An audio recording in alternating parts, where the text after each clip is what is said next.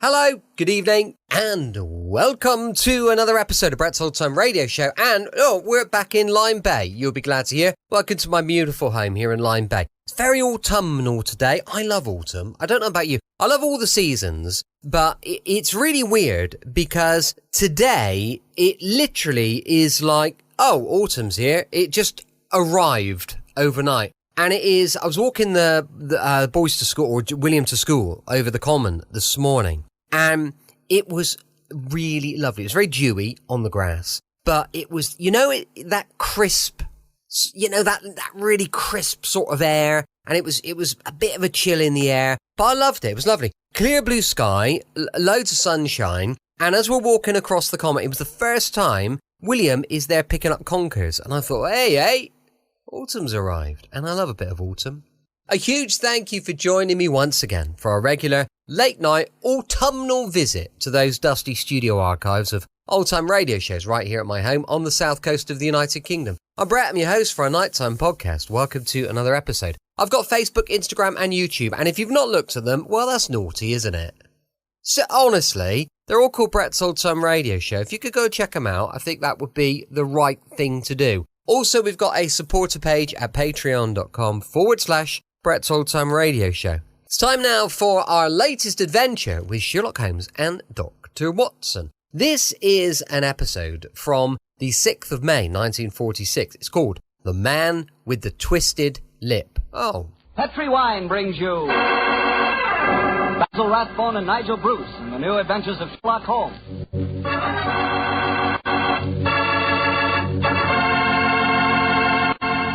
The Petri family, the family that took time to bring you good wine, invites you to listen to Dr. Watson tell another exciting adventure he shared with his old friend, that master detective, Sherlock Holmes. Before he starts, I can tell you something that's really worth knowing. Simply this. The best beginning a good meal ever had is a glass of Petri California Sherry. Petri Sherry is the perfect before-dinner wine.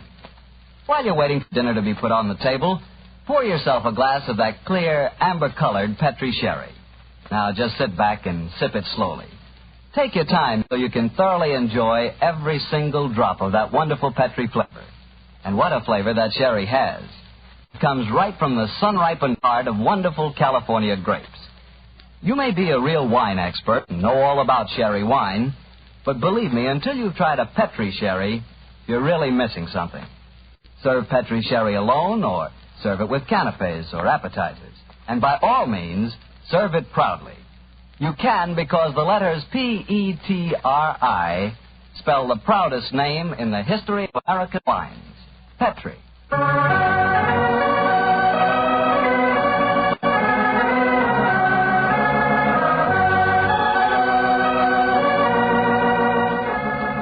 And now let's visit our good friend and host, Dr. Watson.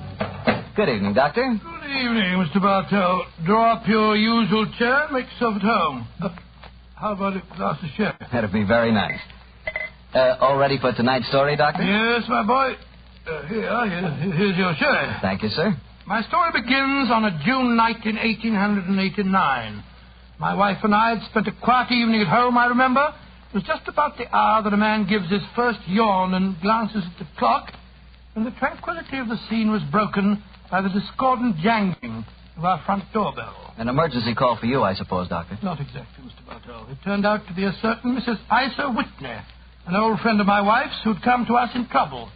Her husband, she told us, had been missing for 48 hours, and, knowing him to be the victim of the shocking habit of taking opium, she was convinced that he was lying drugged and stupefied in some foul den amid the London waterfronts. And I suppose you went out to try to find him? Yes, Mr. Bartell, I did. She told me that her husband had mentioned frequenting a place called the Bar of Gold in Upper Swan Lane, so naturally that's where I began my search.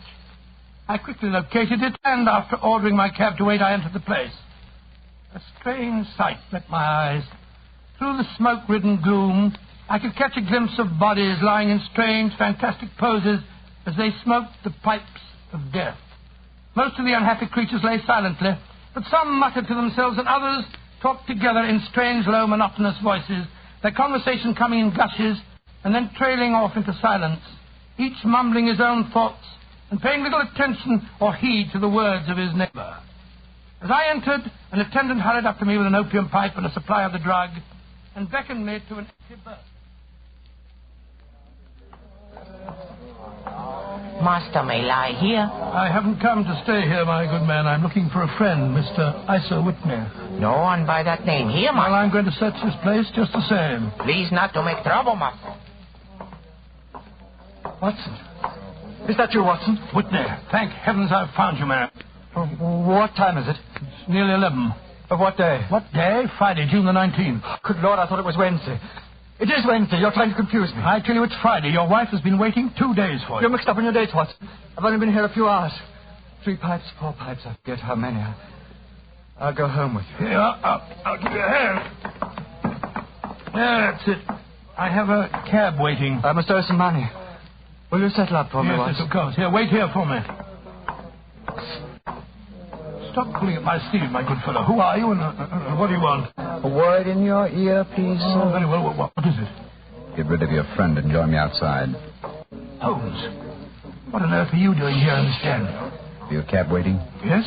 Then please use it to send your befuddled friend home in. And if you feel up to it, I should also recommend that you send a note to the cabman telling your wife that you've thrown in your lot with me. I'd be exceedingly glad to have a little talk with you. Yes, of course, Holmes. Splendid. Then conclude your business here, old chap. I'll meet you outside in about 10 minutes.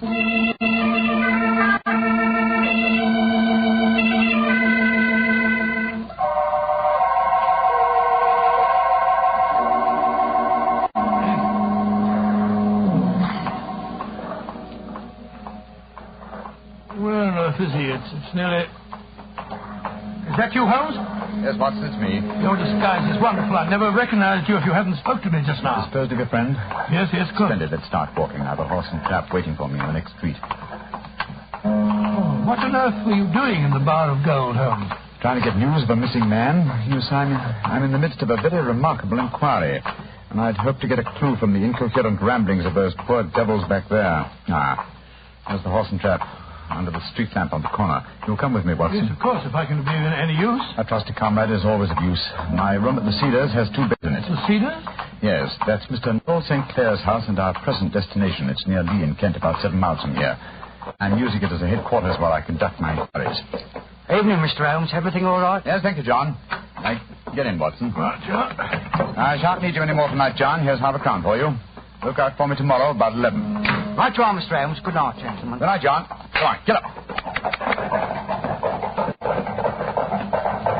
Well, Holmes, if we have a 7-mile drive ahead of us, perhaps you'll tell me about the case that you're working on. With pleasure, old chap. But first, take the reins for a few minutes, will you? I want to remove my makeup and take off my wig and be comfortable. After that, I'll tell you why we are headed for the Kentish countryside at this hour of the night.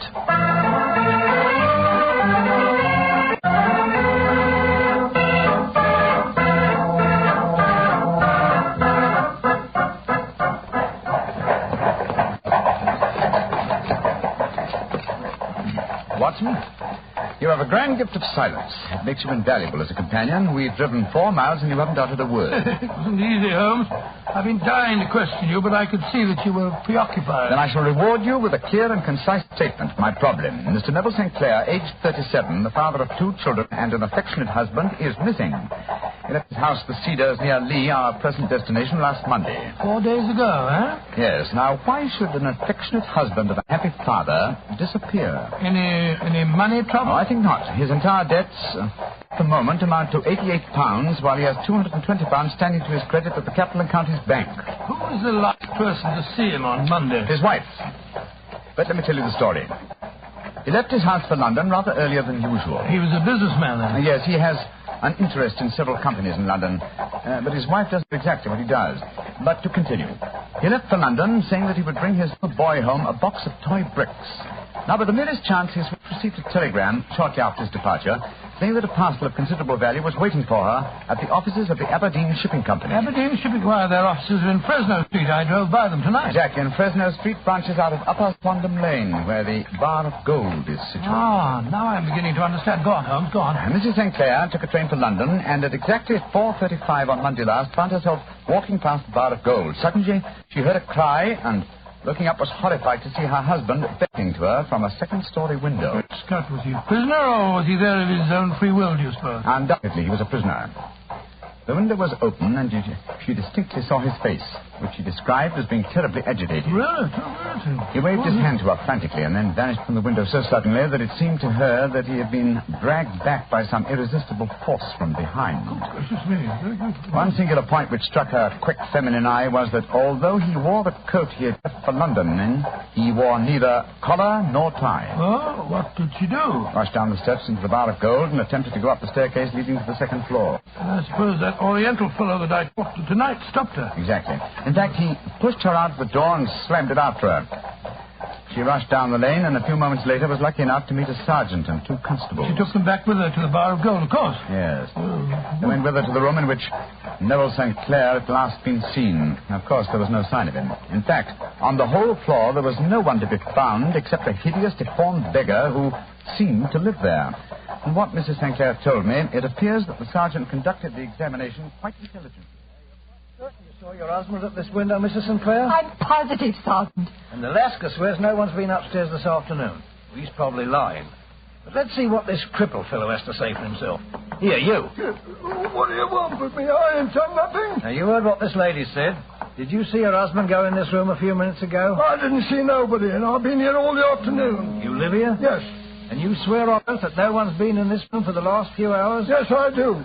Mrs. Sinclair, I know that you think you saw your husband, but don't you suppose... Look on the table. Just a wooden box, ma'am. But I know what's inside it. There, see? Oh, it's a lot of wooden bricks like kids play. My husband came to London today especially to buy them for our son. You can't disbelieve me now, Sergeant. Don't think I can, ma'am. I'll take another look round. Where does this door lead to? My bedroom. Yeah, you won't find nothing in there. Oh, we'll look just the same. Hello. There's bloodstains on this window ledge. Fresh bloodstains. How do you account for that? Well, I don't know nothing about it. And the window overlooks the river, just where the water's good and deep, too. Nice place to tip a body out. Here, come here, you. Yeah, I ain't done nothing. You've got bloodstains on your right sleeve. What do you got to say about that? I cut my finger, see? And then I went and opened the window letter. That's how the blood got there. Did you think I was born yesterday? Let's have a look in this chest of drawers. Hello. Hello, whose clothes are these? Pair of trousers, socks, shoes, hat, everything except the coat, eh? Mrs. Sinclair, will you come in here, please, Mum? What have you found, Sergeant? These clothes. Are they your husband's, Mum? Yes. Yes, they are. What's happened to him, Sergeant? I'm afraid he's met with foul play, Mum. And this man knows what happened, only he won't talk. I don't know nothing, I'll tell you. Don't you? Well, I arrest you in the name of the law, and I warn you that anything you say... And so, Watson, the sergeant arrested this crippled beggar. No, I'm not surprised. What have they been able to find out about him? Surprisingly little. His name is Hugh Boone. And he's a professional beggar, quite a successful one, I gather. His pathetic appearance attracts great sympathy. There's a shock of orange hair and a pale face that is disfigured by a horrible scar which has twisted the outer edge of his upper lip. He was the last man to see Neville St. Clair alive, eh? So it would seem. The Lascar downstairs has been cross-examined relentlessly, but he swears that he has no knowledge of the crime. Have there been any further development? Oh, yes, old chap. Yes, Huh? indeed there have. The ebbing tide gave a fresh clue. Do you mean St. Clair's body was washed out? No, his coat. What? With every pocket stuffed with pennies and halfpennies. 421 pennies and 270 halfpennies, to be exact. There's no wonder that it had not been swept away by the tide. But a human body was a different matter. Yes, there's a strong eddy between the house and the wharf. It seems likely that the weighted coat had remained when the stripped body had been carried away into the river. Well, the other clothes were found in the room. Why would the body be dressed in a coat alone? We can only surmise, old chap, but supposing that this man Boone had thrust Neville St. Clair through the window and into the river, what would he do then? Try and dispose of the telltale garments. Yes, that would be logical, wouldn't it? He would seize the coat and be in the act of throwing it out of the window when it would occur to him that it would float and not sink. So he loaded the pockets with coins to make it sink. Quite so. Of course. But he has little time, for he has heard the scuffle downstairs when Mrs. St. Clair tried to force her way up. He only succeeded in getting as far as throwing the coat out when the police arrived on the scene. Well, that seems perfectly feasible. Well, it'll do as a working hypothesis anyway. Neville St. Clair disappeared on Monday, and yet we still don't know what he was doing in the opium den. What happened to him when he got there, or where he is now? Oh, what Hugh Boone, the beggar with the twisted lip, had to do with his disappearance. Here we are at our destination. Oh, there's a light burning. Mrs. Sinclair must be waiting up for you. Yes, poor woman. I hate to return here with no news of her husband. But she's being brave, Watson, extremely brave. We must do everything we can to comfort her.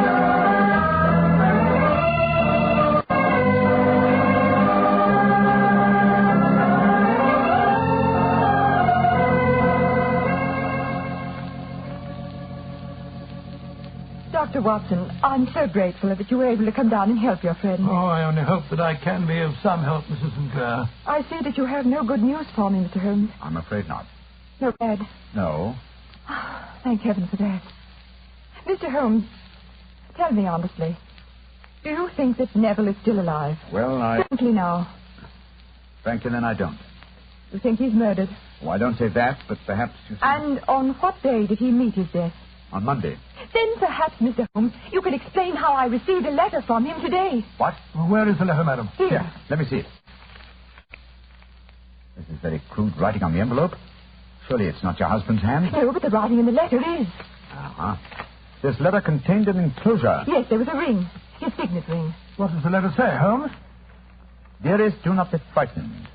All will come well. There is a huge error which it may take some little time to rectify. Wait in patience. And it's signed Neville. Mm-hmm. Written in pencil on the flyleaf of a notebook. No watermark. Posted today in Gravesend by a man with a dirty thumb. Mm-hmm. And the flap has been thumbed, if I'm not mistaken, by a man who has been chewing tobacco. My husband must be alive, Mr. Holmes. This might be a clever forgery to put us off the track. But the signet ring. Yes, it may have been taken from him. The handwriting, and then the postmark. Might have been written on Monday and only posted today. I won't be discouraged, Mrs. Mr. Holmes. Sinclair, I have no wish to discourage you. I'm just trying to be practical. If your husband is alive and able to write letters, why should he remain away from you? I can't imagine. He made no special remarks before leaving on Monday? No, none. Except to say that he was going to buy the wooden blocks. When you saw him at the Bar of Gold in Swandam Lane, was the window open? Yes, Then he might have called you. he might. As I understand it, he gave an inarticulate cry, a call for help, thought. Yes, he waved his hands. But it might have been a cry of surprise. Astonishment at the unexpected sight of you might have caused him to throw up his hands. I suppose so. And you thought that he was pulled back from the window. Yes, because he disappeared so abruptly. He might have leaped back, mightn't he? He might have, though I can't think why. One last question. Has your husband ever shown signs of taking opium? Why, no, never, Mr. Holmes. I'm certain the idea would have revolted him. Thank you, Mrs. Sinclair. Those were the principal points I wanted to be clear on. And now, Watson, I suggest we retire for the night. We may have a busy day ahead of us tomorrow. I hope you both sleep well. Good night, Mr. Holmes. Dr. Watson. Good night, Mrs. Sinclair, and keep up your courage. Good night, Mrs. Sinclair. We must hope for the best. The clouds seem lighter, though I should not venture to say that danger is over.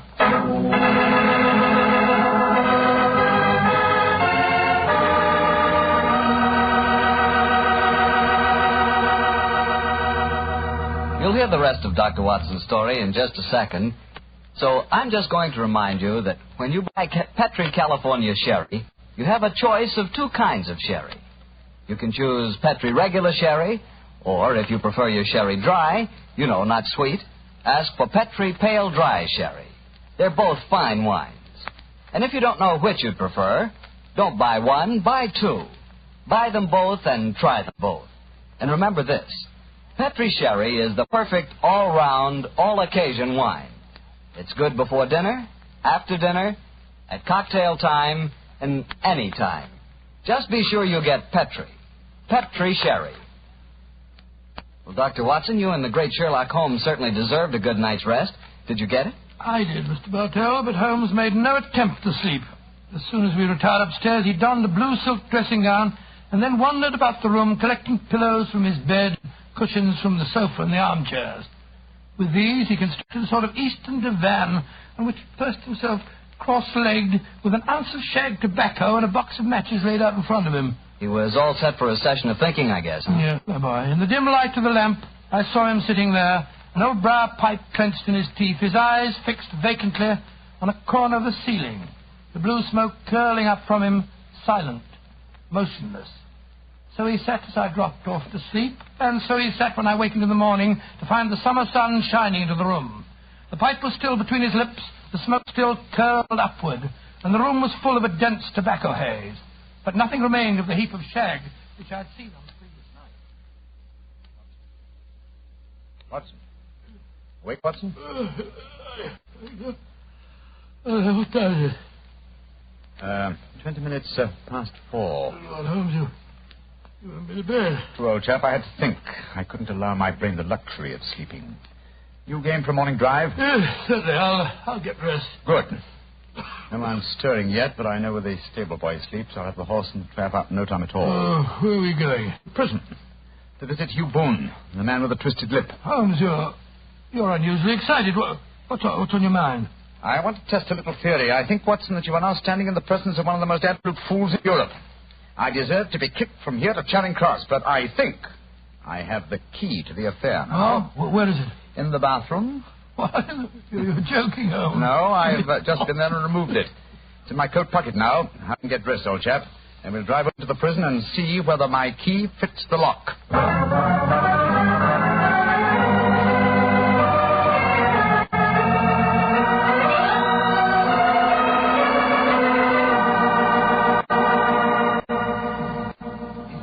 Good morning, Mr. Holmes. Dr. Watson. Good morning, officer. Good morning. Well, you're a couple of early birds, and no mistake. Yes, Constable. We are searching for the proverbial worm. Who's on duty? Inspector Bradstreet, sir. Oh. Oh, here he is now. Good morning, Bradstreet. Oh, hello, Mr. Holmes. Good morning, Doctor.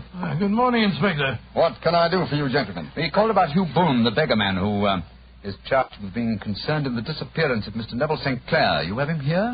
Yes, Mr. Holmes. He's in the cells. I'll take you to him. Follow me, will you, gentlemen? Thank you. Well, what kind of a prisoner has he been, Inspector? Oh, he hasn't given us any trouble. He's a dirty devil. It's as much as we can do to make him wash his hands. His face is as black as a tinker's. So he has an aversion to washing, has he? Yes, Mr. Holmes. Well, once his case has been settled, he'll have a regular prison bath, and when you see him, I think you'll agree with me that he needs it. Well, here we are. This is his cell. He's still asleep. Good Lord, what a filthy, repulsive-looking fellow. Yes, he's a beauty, isn't he? Want to go in, Mr. Holmes? Please, Inspector.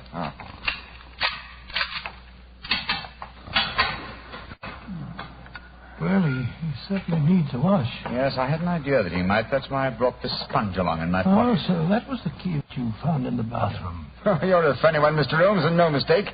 What did you bring a sponge along for? I'll show you. Is there any water in this cell? In the jug on the table there. Yes. I soak the sponge in the water so, and then apply it to the prisoner's face. So. Great Scott, his complexion's 3 shades lighter underneath, and the scar on his lip has disappeared. What are you doing to me? Now, tuck this mop of red hair. I think we'll find it's a wig. Yes, come on. That's right. Let me introduce you to Mr. Neville St. Clair of Lee in the county of Kent. Good Lord, Mr. Holmes, it's the missing man, all right. I recognize him from the photographs. All right. I'm Neville St. Clair. What am I charged with? With making away with Mr. Neville St. Oh, no, you can't be charged with that unless we make a case of attempted suicide of it. Well, since I'm the missing man, then it's obvious that no crime has been committed, and therefore I'm illegally detained. No crime, but a very great error has been committed. You would have done better to have trusted your wife. It wasn't only my wife, it was the children. I couldn't bear to have them know that their father was a common beggar. Now you've exposed me. What could I do? Well, if you leave it to a court of law to clear this matter up, sir, you can hardly avoid newspaper publicity. But if you're perfectly honest with us now, I'm sure that the Inspector and Mr. Holmes won't be too hard on you. No, Mr. St. Clair. Inspector Bradstreet will, I'm sure, make notes on the information that you give us and submit them to the proper authorities. But now, sir, your story, please. Why have you been posing as Hugh Boone, a crippled beggar with a twisted lip? Well, it's a simple enough story. Some years ago, I was a newspaper reporter. One day, my editor wanted an article on begging in the London metropolis. I suppose you thought the best way to get your facts was to disguise yourself as a beggar. Yes, I'd been an actor in my youth, and it wasn't hard for me to adopt a convincing disguise. But that was the point where all my trouble started. On that first day I sat in the London streets, I found to my amazement that I received no less than 26 shillings and 4 pence. Almost as much as your weekly salary as a reporter, I imagine. Yes, Mr. Holmes. Well, you can imagine how hard it was to settle down to arduous work at £2 a week when I knew that I could earn as much in a couple of days by smearing my face with paint, laying my cap on the ground, and sitting still. Only one man knew my secret. The Lascar at the Bar of Gold in Upper Swandam Lane, eh? Yes, Mr. Holmes. Mm-hmm. Every morning I would emerge from there dressed as a beggar, and in the evenings I'd return and transform myself into a well-dressed man about town.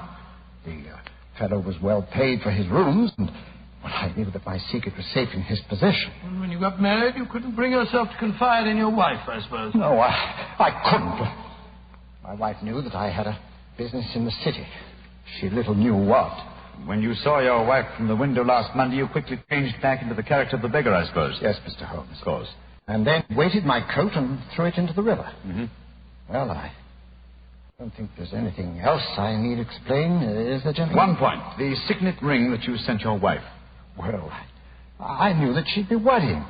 So I gave it to the Lascar at a moment when no constable was watching me, together with a hastily scribbled note. That note only reached her last night, Mr. Sinclair. Last night? Oh, poor Catherine. What a dreadful week she must have spent. The police have been watching that Lascar. He probably found it difficult to post the letter for you without being spotted. Yes, I would surmise he gave it to a sailor customer of his to post. A sailor who chewed tobacco and had a dirty thumb. Hmm? Yes, I think all the ends are tied off very neatly now. One last question, Mr. Sinclair. Have you ever been prosecuted for begging? Oh, many times, but what was a fine to me? It's got to stop here and now, Mr. Sinclair. If the police had asked this thing up, there must be no more of you, Boone, the beggar. I swear it. And you must tell your wife the truth at once. If you'd done that a long time ago, you'd have saved both of yourselves a very great deal of misery, sir. I shall tell her everything. Well, Mr. Holmes, we're very much obliged to you for having cleared this matter up. I wish I knew how you reached your results, though. Well, in this case, my dear Inspector, I reached them by sitting upon 5 pillows and consuming an ounce of shag tobacco. I only wish that all my problems might be solved so comfortably.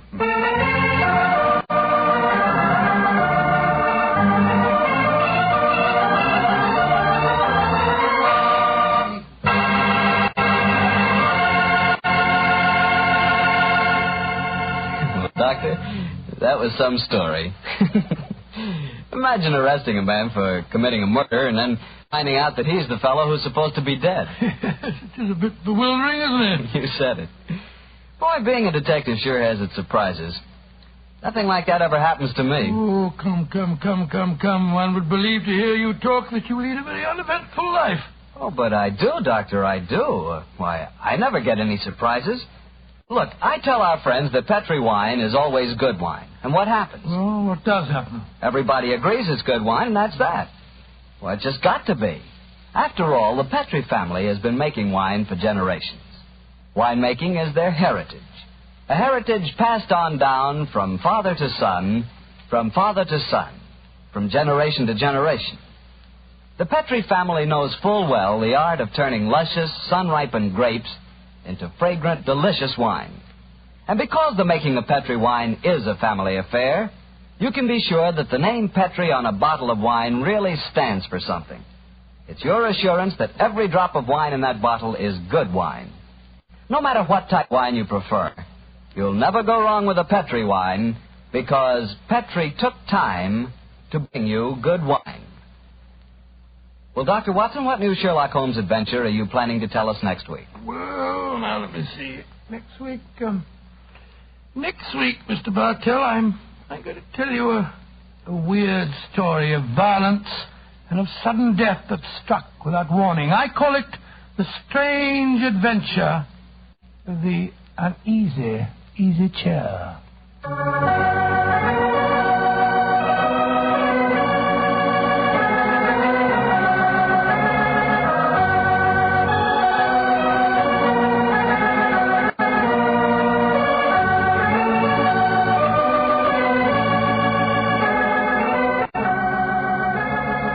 Tonight's Sherlock Holmes adventure was adapted by Dennis Green and Anthony Boucher from Sir Arthur Conan Doyle's story, The Man with the Twisted Lip.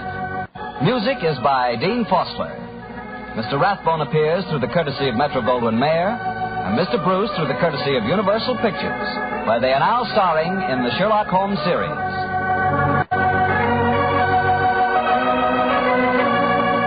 Country Wine Company of San Francisco, California, invite you to tune in again next week, same time, same station. Sherlock Holmes comes to you from our Hollywood studios. Welcome back. Hope you enjoyed our latest adventure with Sherlock Holmes and Dr. Watson. Don't forget, we're going to be back tomorrow with Rocky Jordan, and that's going to be going live from 5 p.m. Well, it's not GMT, it's British summertime, so it's going to be going live from 5 o'clock, my time. As I mentioned earlier, I've got a supporter page, patreon.com/Brett's Old Time Radio Show. And listen, you know this.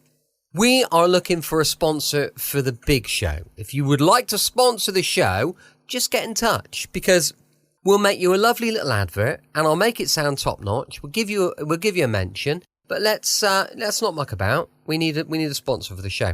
Thanks for listening. I'll be with you 7 days a week, each and every week, and I'll see you tomorrow. Brett's Old Time Radio Show. Love you. Bye.